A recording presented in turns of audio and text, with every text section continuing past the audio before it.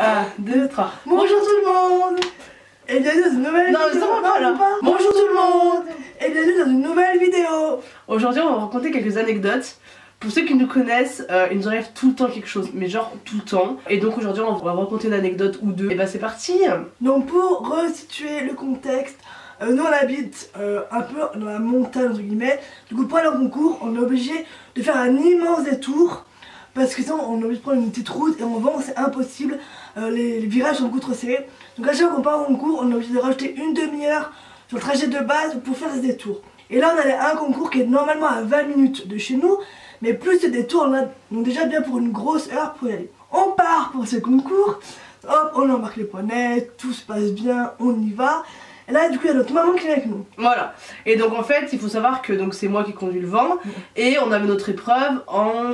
je dirais vers 15h, peut-être même 16h, donc assez tard dans la journée. Mais bon, vous allez voir nos copines passer avant nous, donc bien plus tôt dans la journée. Donc on part avec vraiment beaucoup d'avance, peut-être avec 2 heures d'avance, en se disant de toute façon on a toujours quelque chose sur la route, donc au cas où on a d'avance. Et puis on voulait voir nos copines qui faisaient des épreuves d'avant. Donc on prend la route, tout se passe bien, on roule, tout va très bien. Et puis déjà la veille, je sentais que le vent, enfin dans la voiture, quand je conduisais, que ça faisait un peu des à-coups, genre devant, derrière, devant, derrière. J'en parle à mon père le dimanche matin à partir de mon cours, il regarde, il dit non, il n'y a rien, bon très bien. Mais surtout, il y avait mon papa qui était dans le vent avec les poneys pour ressentir les secousses. Et ma maman derrière avec notre voiture pour que mon papa puisse prendre la voiture et rentrer chez nous. Donc on doit faire, je sais pas moi, 5-10 minutes de voiture pour que mon père était avec les poneys dans le vent pour sentir les à-coups et dire si on pouvait quand même partir ou pas. Donc mon père était dans le vent, il a dit bah c'est bon, il n'y a rien, c'est pas bien grave, vous pouvez comme aller au concours, je regarderai quand vous rentrerez ce soir et tout. Voilà. Donc on continue la route, mon père rentre à la maison, ma mère est dans la voiture et on part au concours. Tout se passe bien, on arrive sur l'autoroute, tout va très bien. Et là, je sais pas, enfin je regarde dans le rétroviseur et là je vois le feu du vent qui explose.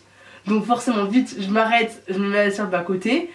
Donc sur l'autoroute, hein, je m'arrête sur la bande d'arrêt d'urgence, je sors de la voiture et là je vois que le pneu, un des 4 pneus du vent, donc le pneu gauche arrière, donc côté route, a littéralement explosé. C'est pas il a juste crevé, c'est toute la bande supérieure du pneu s'est détachée du pneu et en fait elle est venue taper le feu. Donc moi ce que j'ai dans le rétroviseur c'est le phare qui a explosé. Surtout le vent qui tombait comme ça. Et puis donc le vent bien sûr qui était plus stable, donc là on se trouve sur l'autoroute avec un pneu crevé.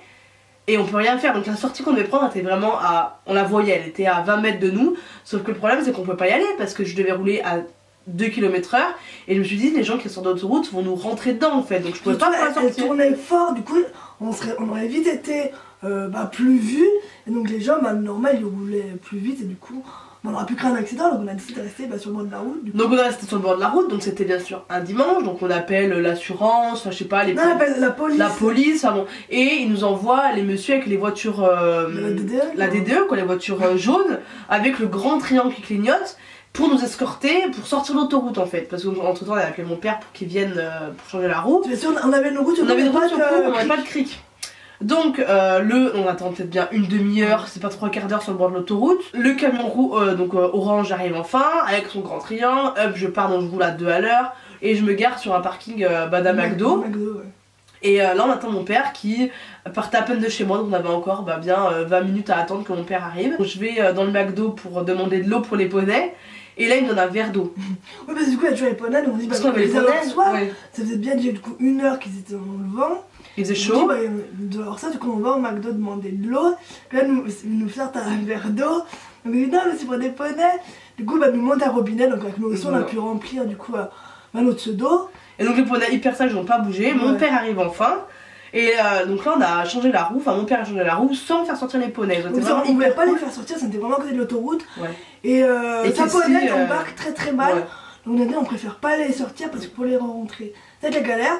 Et ils ont vraiment rien dit, donc ils étaient vraiment sur le côté, le temps que mon père ils mettent la roue.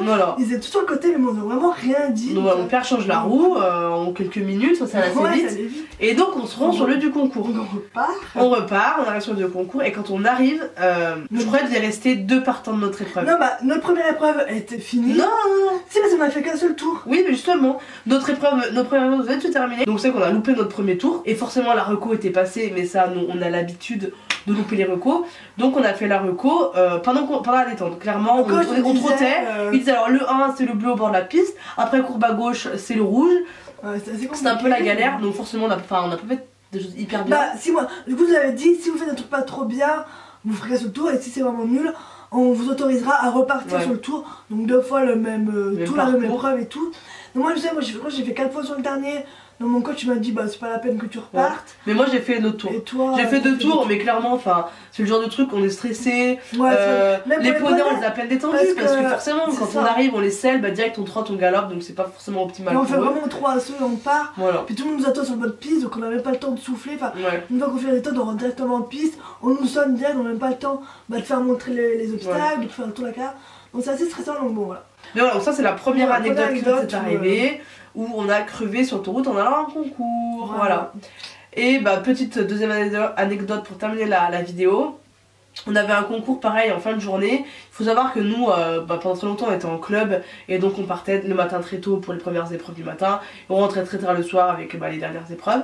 Mais là maintenant que on est autonome et qu'on a notre vent, quand on a des épreuves en fin de journée ou en milieu d'après-midi, on part que l'après-midi. Et donc là on avait un concours à Jazz, donc pareil un concours pas très loin de chez nous. Ouais. Et non, c'était les 6 chut. C'est Jazz, je raconte notre anecdote. Ah vous l'avez? Oui. Et donc on avait un concours à Jazz au milieu d'après-midi, donc le matin on va voir les poneys, ils vont très bien. On mange, tout se passe bien, la voiture était prête, le vent était attelé. Et on va chercher le poney au pré, et là, Kessie avait une bouche énorme. Genre sa tête avait littéralement gonflé, elle pouvait plus respirer. Donc vite j'appelle le veto, vite venez, mon poney peut plus respirer. Dimanche, le veto. Donc le dimanche le veto, vous imaginez bien le prix que ça m'a coûté. Tout ça pour qu'elle me dise ah bah elle va se faire piquer par une guêpe, donc c'est pas grave, ça va désenfler.